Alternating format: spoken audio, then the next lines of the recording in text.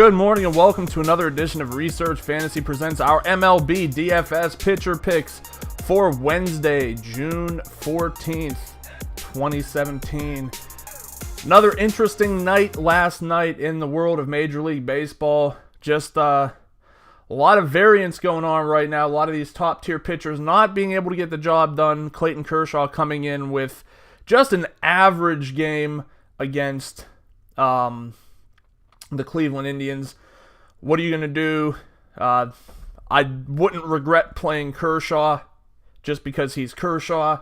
I know that a lot of people will make a contention with that and say, no, that's not what you have to do, but we could play these games 100 times, and over the course of those 100 times, Kershaw very well could have the better end of the draw 59 or 60 of those times, maybe even more.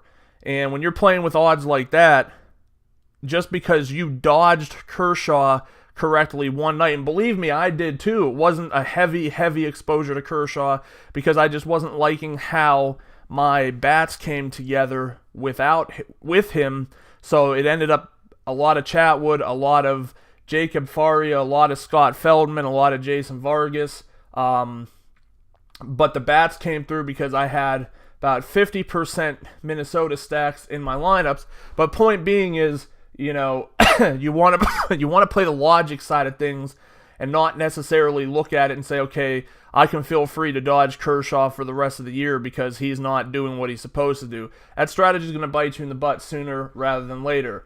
Looking at the pitching tonight, things are awful. I don't know how else to say that. Just scrolling up and down the lists, just really not a lot of guys that I have a ton of interest in using. The wild card to me is Ervin Santana because he has no strikeout potential whatsoever, but he's now churned 2 complete game shutouts in his last 5 starts.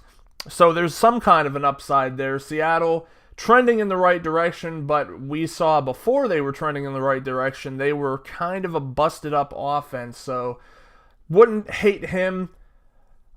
If we want to go bottom of the barrel in tournaments, I can't believe I'm going to say this, but at the same time I can because I do like to play the matchups.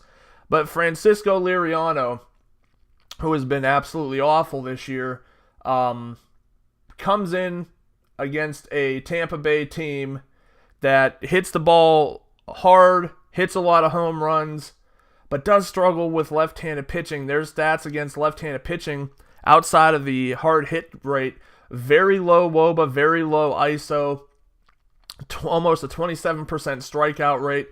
Those are pretty bad numbers when it comes down to it. Liriano has 2 outings against them. He had a 36-point outing and a minus 11-point outing. These are FanDuel points. I think on DraftKings it was 20 and minus 11. So there is some upside there. What you're paying for Liriano is basically nothing, especially on DraftKings. He could luck himself, if his stuff is on, which has been few and far between this year, he could luck himself into a situation where he ends up going 6 innings with 8 strikeouts and really does a lot for the people who played him. But it's a dangerous proposition, but one that I will likely make because I like to take that risk. All right, next up, I'm looking at Dylan Bundy on the road against the Chicago White Sox. Again, this is a situation I just try to avoid altogether. A lot of the statistics say that you can play against, as long as you're a right-hander, you can toss him out there against the White Sox. And it seems like when right-handers have good games against the White Sox, they have really good games that skew the data a lot, because the outcomes for the vast majority of the time in tournaments where I end up getting some exposure to pitchers against the White Sox haven't been too good. But Dylan Bundy has been a pretty solid story thus far this year. Only 2 games pitched that weren't quality starts. Not a huge strikeout rate guy. He's managing the games pretty well. So I don't hate it. With Miguel Gonzalez on the mound tonight for the White Sox, he should hopefully be getting plenty of run support. So I think that he makes a good SP2 in tournaments. I don't mind him as an SP1 or, just as a single pitcher site play. I think his floor is higher than Michael Pineda, but his ceiling probably is not there. But I just don't trust Pineda. Last up, I'm going to have to go and spend up and hope that it all works out well tonight with Corey Kluber, who will be taking on the Los Angeles Dodgers. This will be Kluber's second to start since coming off the DL. We've seen his pitch count increase game to game. Only been 6 innings in both of those games, but he had a little bit of a tough time with the aforementioned Chicago White Sox. Last time out, gave up 7 hits, 3 earned runs, but his strikeout total is high.